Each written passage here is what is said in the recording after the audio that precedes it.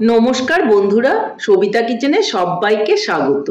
আজও আমি আরও একটা রেসিপি নিয়ে হাজির হয়ে গেছি। আজ আমি বানাবো কচুরলতির পাতুরি। কচুরলতির পাতুরি কিন্তু খেতে ভীষণই ভালো লাগে। গরম ভাতের সঙ্গে আপনারা একবার কচুরলতি পাতুরি খেয়ে দেখবেন, আপনাদেরও ভীষণই ভালো লাগবে।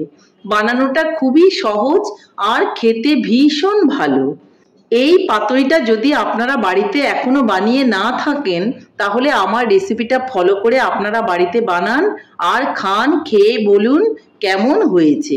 তাহলে আর বেশি দেরি না করে ঝটপট দেখে ফেলুন যে আমি এই কচুরলতির পাতুরিটা কি করে বানাচ্ছি।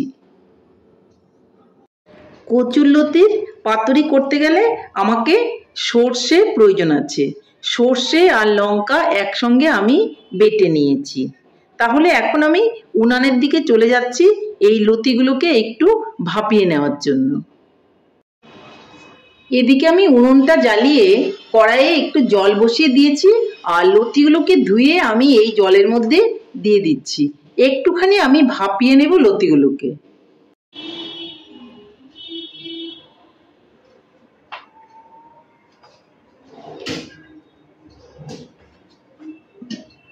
একটা ঢাকা দিয়ে আমি লতিগুলোকে ভাপিয়ে নেব।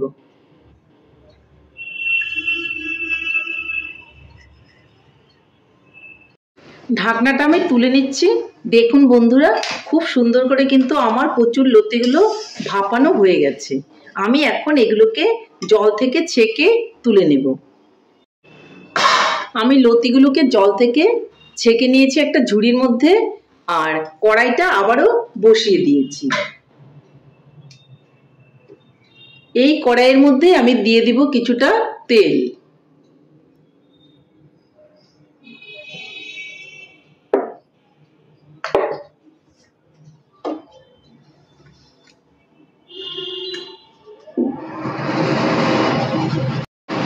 তেলটা আমার গরম হয়ে গেছে, এর মধ্যে এখন আমি লতিগুলোকে দিয়ে দেব।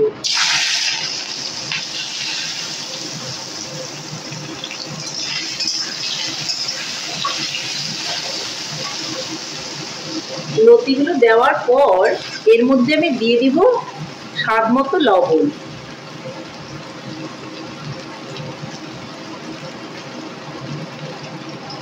দিয়ে দেব অল্প করে হলুদ। ভালো করে নেড়ে চেড়ে আমি কিন্তু এগুলোকে মিলিয়ে নেব।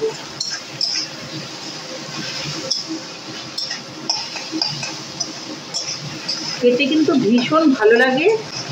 আপনারা বাড়িতে এভাবে কচুরলতির পাতুরি বানাবেন আর গরম ভাতের সঙ্গে খাবেন, দেখবেন খেতে ভীষণই ভালো লাগবে। দেখুন আমি কি সুন্দর করে একটু লতিটাকে ভেজে নিচ্ছি। দেখুন বন্ধুরা, লতিটা কিন্তু আমার খুব সুন্দর করে ভাজা হয়ে গেছে। দেখুন নরমও হয়ে এসছে।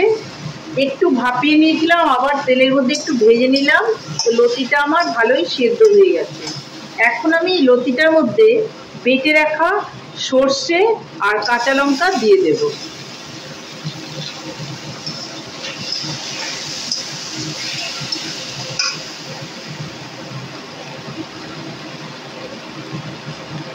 বাটিটা ধুয়েও একটু জল দিয়ে দেব।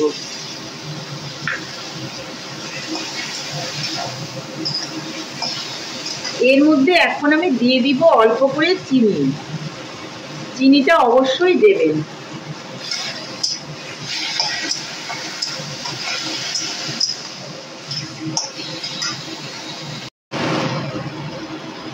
আমার কচুরলতির পাতুরি কিন্তু ফাইনালি রেডি। দেখুন আমি এখন পাতুরিটাকে নামিয়ে নিচ্ছি আর তারপর আপনাদেরকে দেখাচ্ছি। তাহলে বন্ধুরা দেখুন আমার কচুরলতির পাতুরি ফাইনালি রেডি।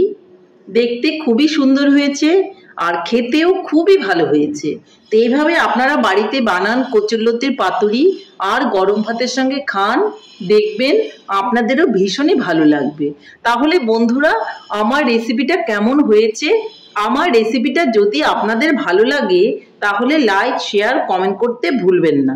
আর আপনি যদি আমার চ্যানেলের নতুন বন্ধু হয়ে থাকেন তাহলে চ্যানেলটা সাবস্ক্রাইব করার অনুরোধ রইল। পাশে থাকা বেল আইকনটি প্রেস করে রাখুন আমার নিত্য নতুন রেসিপির আপডেট পেতে।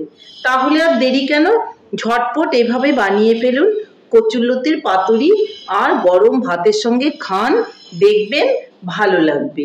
নমস্কার, ভালো থাকবেন, সুস্থ থাকবেন, আবার দেখা হবে আরও একটি রেসিপির সঙ্গে।